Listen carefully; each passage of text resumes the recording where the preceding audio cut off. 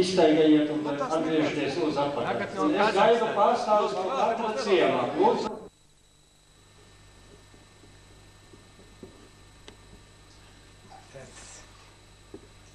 Ģaģa Vasja sauc Zavarūhins. Un tad tas Zavarūhins vienmēr, kad mēs kopā strādājam, viņš bija celtniecības tāds būvbrigādes brigadieris. Un es tur skaitījos tajā laikā rajona galvenais inženieris un pilsētas arhitekts. Tad viņš vienmēr teica, что вы там в своем семейном садике? Что это? Nu, un tad pēdējo gadu, tas bija 59. gadā, kad mēs bijām vēl visa ģimene tur.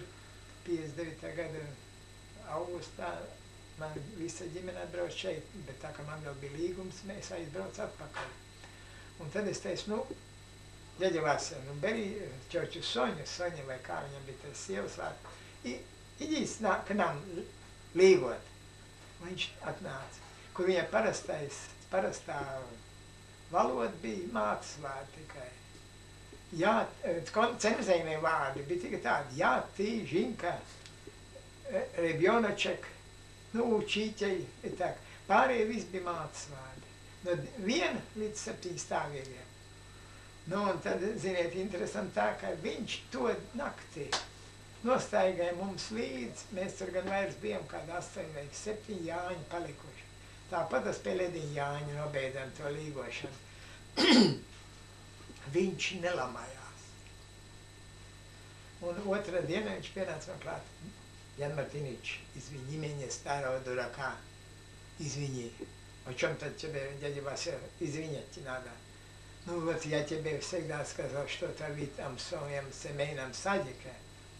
А patiesībā sakot, viņš teica, русский Иван за вами тянется еще на 200 лет. А за это время вы тоже всегда будете уже идти вперед, и мы так и вас не догоним. Es teicu, nu, ģaģa Vasja, не так, ну, 200 лет, ну, может быть, лет 50. Верь мне, старому дураку. Nu, tur ir vienmēr bijuši tādi tiešām numuri pēc kārtas. Tad, piemēram, tur bija lieliski, daži lieliski cilvēki bija, krievu tautības.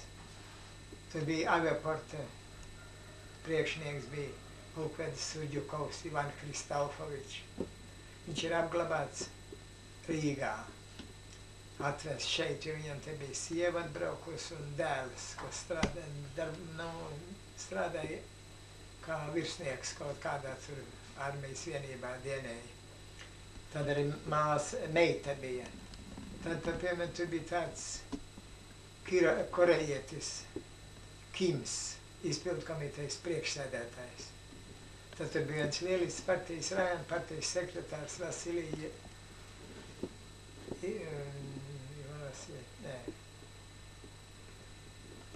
Vasilijs Stepanovičs vai Ivan Vasiljevičs, Kubraks. Un pēkšņi reiz aizmirstā. Un tas Kubraks bija partijas sekretārs. Un vispār viņš bija diezgan zolīts un korekts pret visiem izsūtītajiem. Nu, un vienreiz tāds interesants gadījums. Es esmu izpildu komitejā, viņš man iesauc iekšā pie sevis. Jan Martinič, zайди ко мне. Что? Василий Кузьмич viņam bija. В чем дело, Василий Кузьмич? Видишь, я хочу с тобой поговорить. Почему вы нас, русских, ненавидите? И говорит, как? Мы вас любим, уважаем, обожаем. Ну, нахай не врешь. Я говорю, нет, правда. Ну, не надо. Ну, а как вы жили? Я говорю, очень плохо. Голод, холод и нищета. Опять врешь.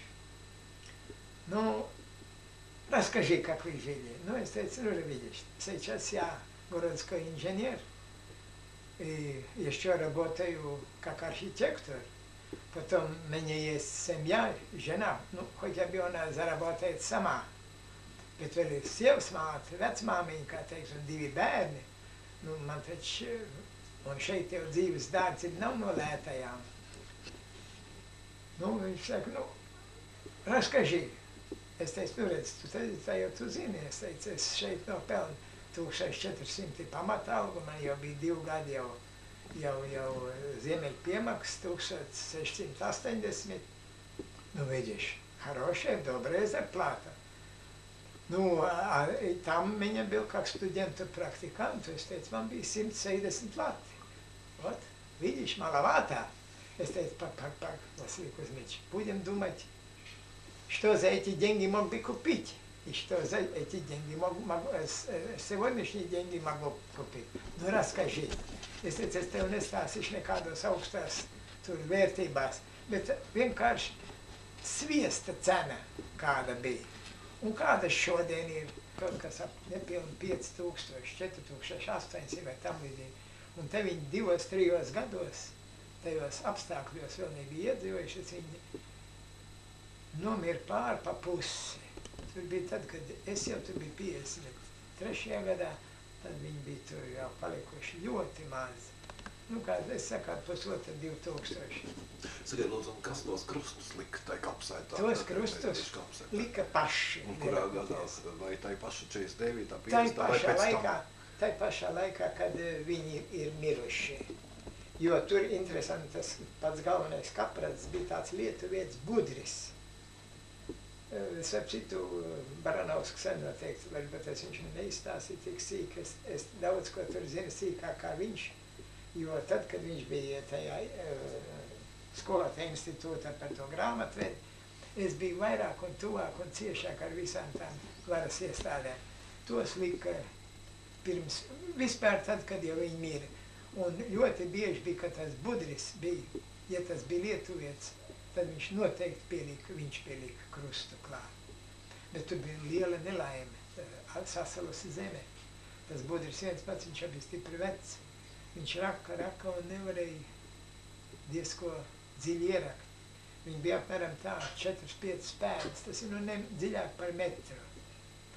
Un viena traka nelaime, es personīgi to esmu redzējis, kad, ziniet, tur ir, kā notiek tā zemes, zinām, sala degradācija, kā notiek.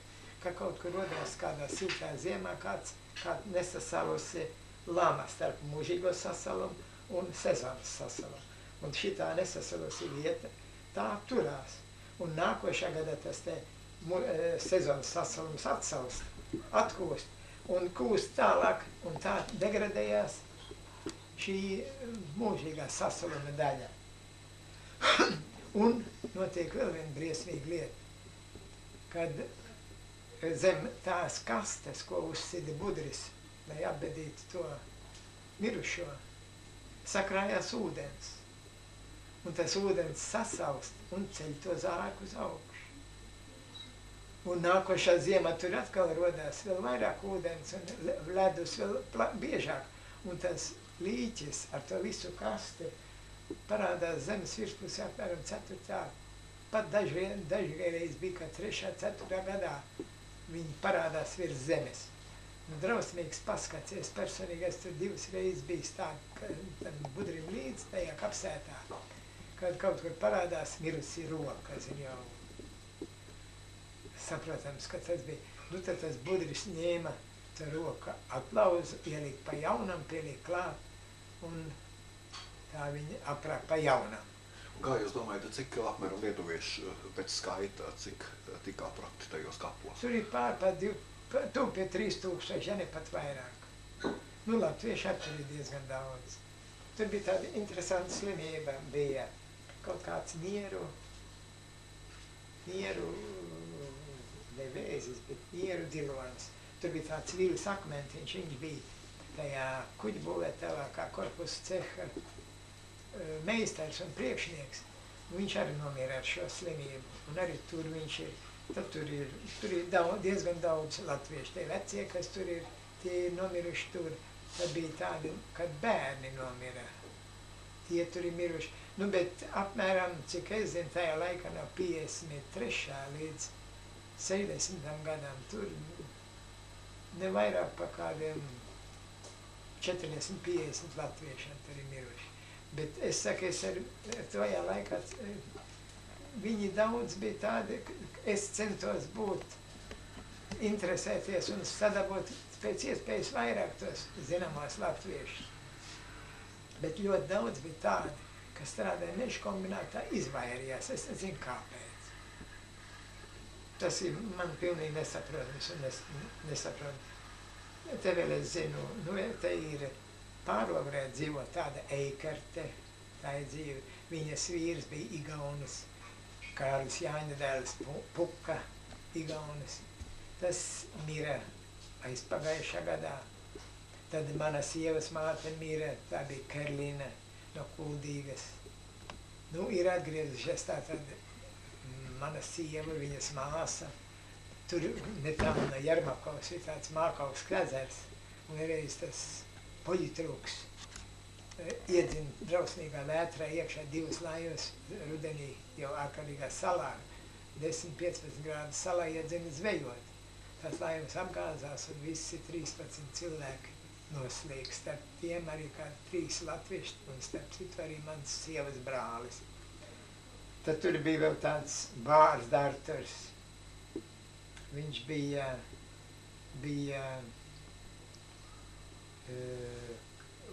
ostā uz ātrlaivas par kapteini. Nē, viņš nebija, tas bija, viņš strādāja tajā, bet tur bija viens cits, es aizmirsu, kā to sauc. To es tagad nemāku pateikt. Un tāds Bārs Darters bija, viņš strādāja kaut kādā grāmatvedībā. Un viņš vēlāk strādāja meža kombinātā galvenā kapitālās celtniecības daļā. Tad bija tāds Ūzanis Ilmars, Zābera radinieks vai brālēns. Tur bija vispār tā Ūzanu ģimene bija tas Ilmars bija, tad vēl Birute bija un vēl otra bija māsa. Tā strādāja drēbnieku darbnīcā un tāpat Ūzanu kundze. Tā vienot sakot bija kā mājas saimniece. Tad dzīvoja arī Igarkā dzīvoja tāds āboliņš, Egons, viņš tagad ir Vefā, kaut kāda ceha priekšnieks, lielas vīrs tur ir, viņa mammīte. Tad dzīvoja tāda Kangara Mirdza, gleznotāja. Viņa nobeidza Mākslas akadēmiju, kad 56. 57. gadā tikai. Viņa strādā, viņai tagad cits uzvārds. Viņu aprecēja bijušais arķibīskaps Matulis, Matuļa kundze. Vēl tāda Šetler kundze ar savu dēlu Arni Freju. Viņi bija dažādos uzvārdos. Māte otrais precēsies no pirmā tēva 2 dēli, Arnis un Indulis. Arnis strādājis Dobelē, jaunsaimniecība bijusi, un māte ar turpat, un viņas izveda. Tam jaunākam brālim, tas jaunāks, tas Indulis, tas strādājis, mācījies Lauksaimniecības akadēmijā Jelgavā, un tas laimīgā kārtā palicis neizvests. Nu šie Arnis bija un māte bija.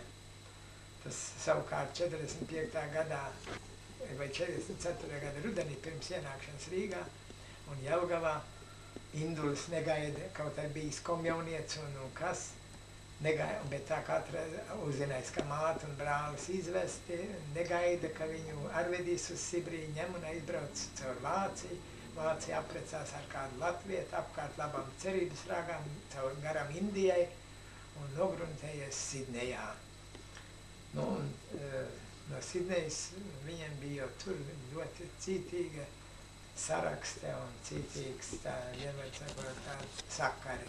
Armijas ekonomiskajā veikalā melnu velora platmale. Tas ir viens tāds interesants gadījums, kas tur varētu uzrakstīt garu romānu. Šī velora platmale nonākusi Sidnejā.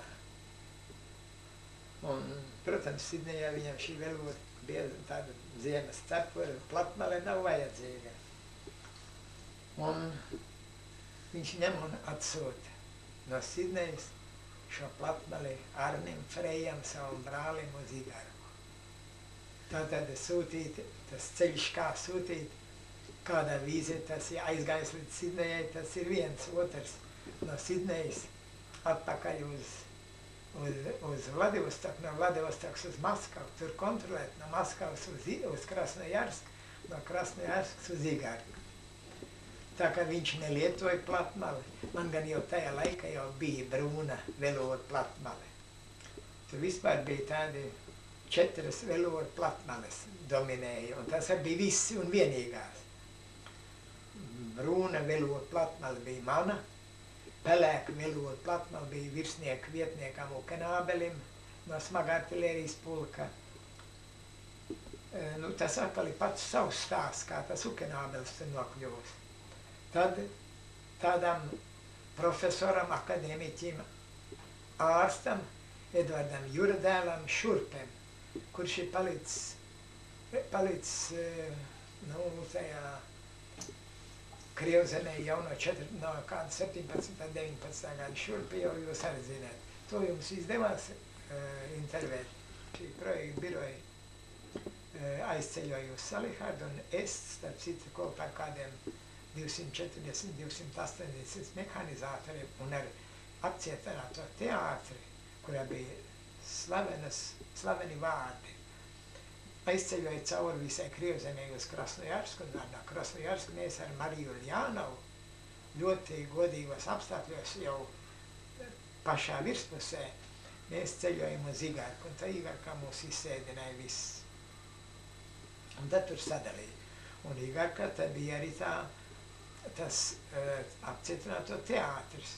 Es aizmirstu to brīvo direktoru, bet tur strādāja šai teātrī, strādāja tādas slavenības kā Olga Petrova, Minskas operas primadonna, Aleksandrs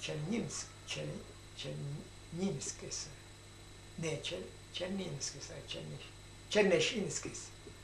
Tas bija Kijevas operas galvenais diriģents. Tad tur strādāja tāds Aksionovs, Maskavas operas teātra mīlnieks, var teikt. Tad tur strādāja vēl no Maskavas operas teātra kādas 3 vai 4 baletdejotājs, bet tās bija tādas ieturīgas. Tad šajā teātrī strādāja Kņazs Obolenskis. Kņazs Obolenskis zināms, kaut pēdējā laikā es zinu, kur 2 telefilmas ir, tas ir Viesi no nekurienes, kaut kā tāda, es nezinu, tāda filma bija, jeb kaut kā citādi viņa saucās. Un otra filma bija Ubīstva pa-angliski. Atceraties tādu filmu? Tur viņš spēlē to lordu bez grima. Un tajā Viesi no nekurienes, tas bija tāds, ka kaut kurienes, no kāda mūsu galaktikas zvaigznāja atbraukusi kāda ekspedīcija, un viņi spēja sintezēties un atkal izgaist tie cilvēki. Un tur šīs ekspedīcijas vadītājs ir Kņazs Obolenskis. Tad tur bija Kņazs Bolkovskojs, kura mammīte bija pēdējā galma dāma Nikolai galmā. Un viņa dzīvoja Pēterburgā, tas ir Ļeņingradā, un katru Ziemassvētku, katru jaungadu, kā tas bija 47. 48. gadā, 40, es neatceros kādā vēl, 49. gadā laikam, viņa brauca taisni Ziemassvētkos un jaunā gada brauca pie dēla ciemos uz Jarmaku, uz to Abezu. Tas ir uz Usas krasta. Tur tagad ir, cik es zinu, ir atklāts milzīgas ogļu raktuves un tur ir gāze un tā. Nu, un tā es arī redzēju šo vareno dāmu, cēla dāmu. Tad tur bija tāds Aleksandrijas teātra dekorātors Aleksandrs Zaļenkovs, Džumā radinieks. Viņš vienreiz rādīja, kad mēs jau bijām aizbraukuši uz Igarku, viņš rādīja mums savu ģimenes fotogrāfiju, kur bija pārpa 40 cilvēku, kas visi kultūras un inteliģences pārstāvi. Viņš rādīja, tur viss katrs otrais bija gleznotais, dzejnieks, žurnālists, pianists, violnieks, zobārsts, ārsts, profesors, akadēmiķis un tam līdzīgi.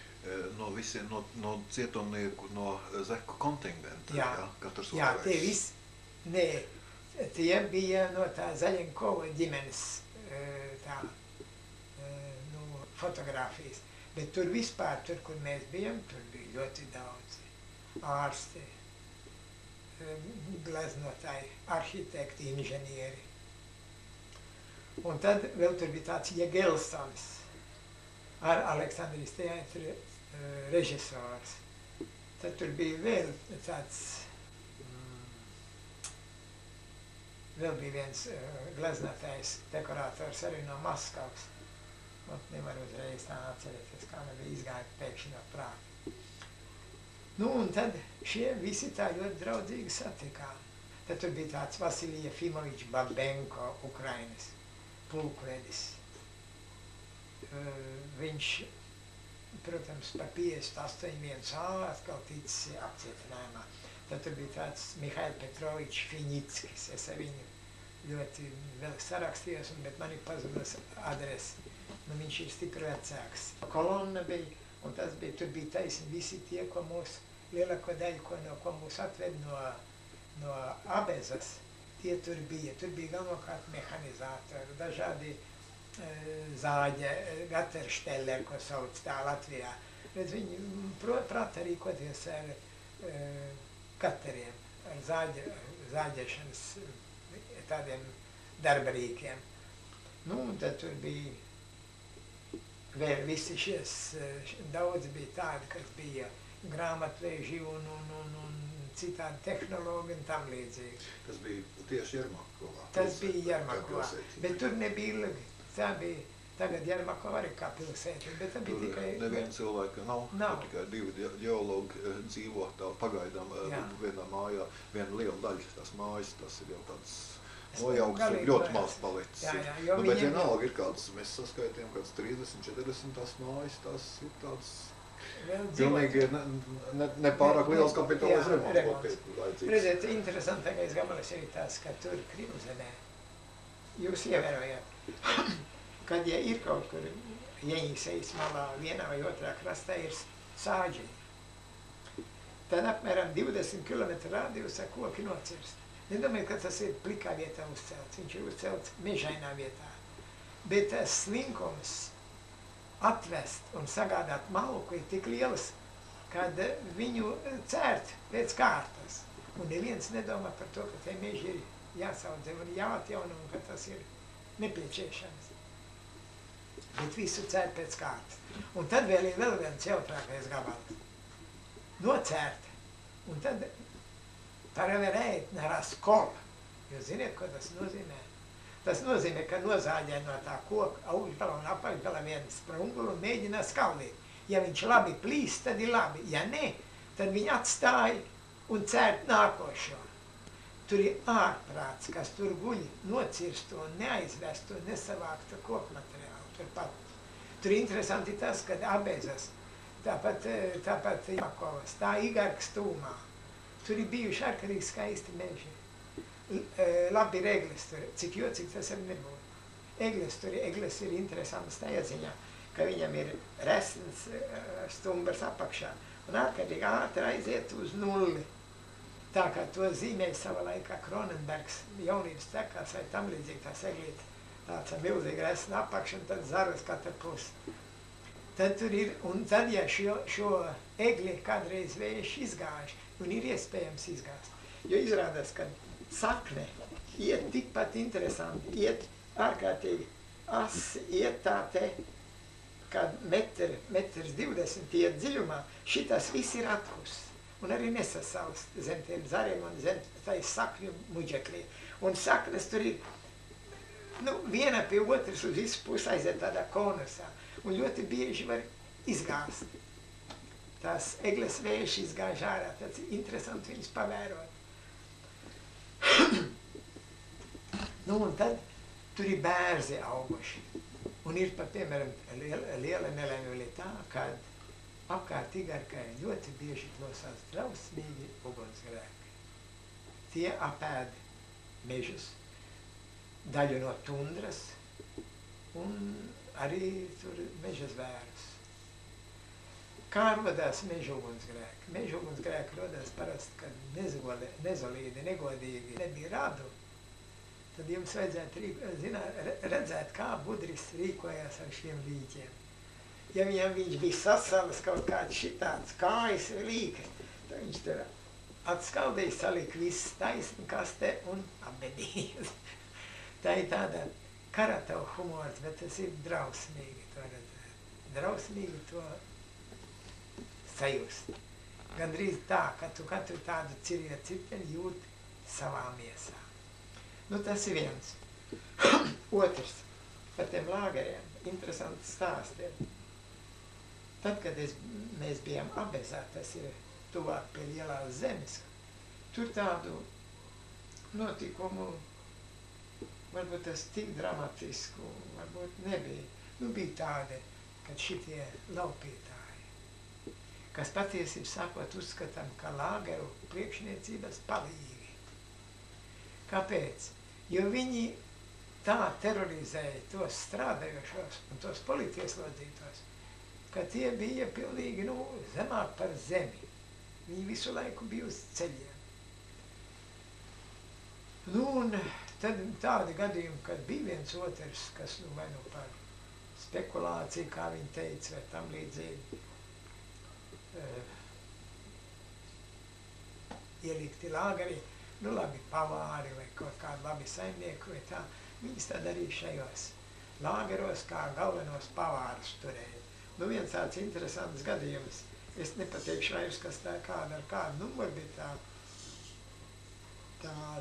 tas lāgers, tas bija noticis Abezas stūmā. Bet, protams, es personīgi to pats neredzēju, kad aiziet divi vai viens načaļņiku, dēļ pa žraķi. Nu, ko? Viņš saka, nevar, viņš iedod no pirmā katla, kas tas ir pirmais katls izstrādājošiem, tad otrs katls ir kaut kādiem pridurkam un trešais katls ir slimniekiem.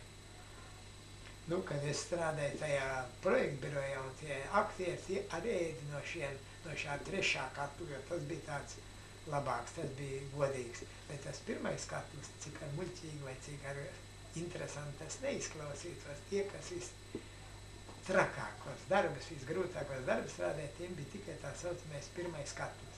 Nu, ja viņš bija tā izpumpējies un viņš bija jau kādus procentus pārsniedzis, tad viņam deva vēl kādus dabavkas, tas ir kaut kāda zapekanku, tas ir kaut kāda prosa, biespat ar sacepumu vai tam līdzīgi. Nu, un tagad viens tā šādiem aizgājis ir dai pa žraķi. Izņem ārā tādu duncītu un šim taisās pakutināt sānus. Bet viņš tāds spēcīgs vīrs bijis, paķēris šito te aiz apkaklas un aiz dibena un iegrūdis verdošā tajā katlā. Kaut gan viņš laikam pats gan jau ir bijis sadurts un nokritis bezsamaņā tur uz grīdas, tā vismaz stāstīja. Nu, un tad, kad viņš ir bijis sadurts, nokritis uz grīdas un tas tur ir palicis te katlā un nu brauc. To aizved uz ātro palīdzību, kaut kā uz medpunktu un pēc tam uz slimnīcu, bet neviens neinteresējas, kur ir palicis tas laupītājs. Un tad beidzot nāk ēst vakariņas, respektīvi pusdienas, kad atnāk no darba, tad ir tā ēšana notiek. Nāc ar zābā, kas vēl, kas te kauli kādi. Izrādās, tas ir vāries un izvāries. Nu, tādi interesanti gadījumi, tādi notikuši. Tāpēc, piemēram, turpat tās personīgi to redzēju. Tad es nebiju tai štaba kolonā, kur jau tādas lietas, protams, nenotiek. Bet tad, kad es jau biju no tiem, kā mēs teicām, no tiem pridurkam, no visi inženieri un visi mākslinieki un muziķi bija tika izdzīti ārā, tad mēs bijām vienā lāgarī. Un es biju kaut kā slimnīcā un varēju redzēt, kā ved ārā par aprakt mirušo. Nu, piemēram, tāda lieta, tad viens no tiem zaudētiem iznāk ārā un ar tādu vāli, apmēram tā vāli, kādu, nu tā es pa gabalu nevarēju redzēt, apmēram 25 centimetri garā. kāda 18 vai 15 centimetri diametrā ar kātu. Tas kāds tāds ļoti medīgs, tāds pagaršs. Un tai vienā galā iesistas iekšā naglas. Un porgas tās galviņas, naglu galviņas tās nozāģētas. Un tad ar šo vāli izmēģināja, vai viņš ir dzīvs vai miris. Tad ar visu spēku ietriec tās naglas šeit pierē. Tā kā to var atrast tur noteikti vajag viena otrā kolonnā, kur ir tajā gabalā. Vajag atrast šo mirušo galvaskausos, vajag atrast šīs zīmes. Noteikti. Nu tādu es konkrēti vienu gadījumu redzēju. Tad tāds, starp citu, man stāstīja diezgan briesmīgas lietas arī šeit, pirmajā kolonnā, kas bija blakus cietumam. Tur arī es biju gandrīz gadu iekšā. Tur, es nezinu, vai tur tagad ir kolonna, vai nav kolonna, vai tur ir apcietināti iztieši kādu sodu laiku, vai ne, nezinu, bet tur arī bija. Tur ir tāds Liniņš bija, šoferis, gāju, kaut gan viņam bija 58 1A arī, bet Arvīts Liniņš, bet viņš veda ārā tos apcietinātos, un te viņam bija stingri piekodināts, ka viņš nekā nedrīkst stāstīt. Tad vēl pa piemēram tādas interesantas lietas, kad reiz pa reizei parādījās no dažādiem etapiem visādi bandīti. Tie bandīti jau bija arī tajos kolonnās jau tad, kad mēs tur bijām, un kad tur bija mierīgi apstākļi. Bet es konkrēti atceros vienu gadījumu, tas bija 51. gada rudenī vai vasaras otrajā pusē. Ieveda kādu etapu, kādu 500-600 cilvēku, ieveda igarkas tajā kolonnā, ieveda no Kenigsbergas un no Rīgas. Un interesants bija bijis tas jau, ka tur arī bijuši šie bandīti, laupītāji, slepkavnieki. Un ievietot mūsu kolonnā, netālu no tās par tur, kur es jau biju netālu aiz Igarkas stundu uz Kameni, tas bija tāda upīte. Tur netālu no Igarkas Kamenka vai Čornērečka. Čornērečka tā bija uz dienvidiem, bet tur bija tā otra upīte. Un uz to pusi bija tās kolonnas. Un, ziniet, tajā vakarā tie vietējie bandīti, kas tur bija, kā teikt, pagrīdē, bija apvienojušies ar tiem vietējiem bandītiem, ar tiem iebraucējiem bandītiem un gribēja uzrīkot lāgera pārņemšanu savā ziņā. Ne jau tāpēc, ka viņi būtu bijuši par lāgeru valdīt no ārpuses, bet kā iekšpusē, iekšējā lieta, kad visiem būtu jānes viņiem, kā teikt, nodokļi, cukurs jādodas un tam līdzīgi.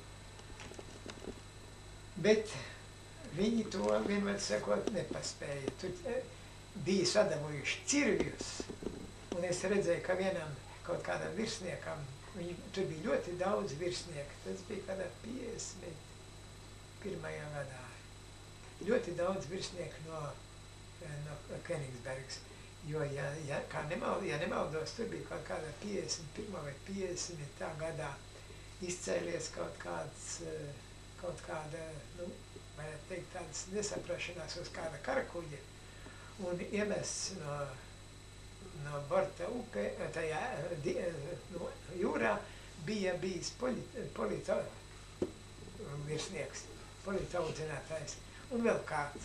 Un par to kara tiesa viņiem visiem bija piespriedusi 25 gadu, un 10 gadu, un 15 gadu, un 20 gadu sodus. Bet šīs kolektīvs bija ārkārtīgi tāds kopējs, labs, stingrs.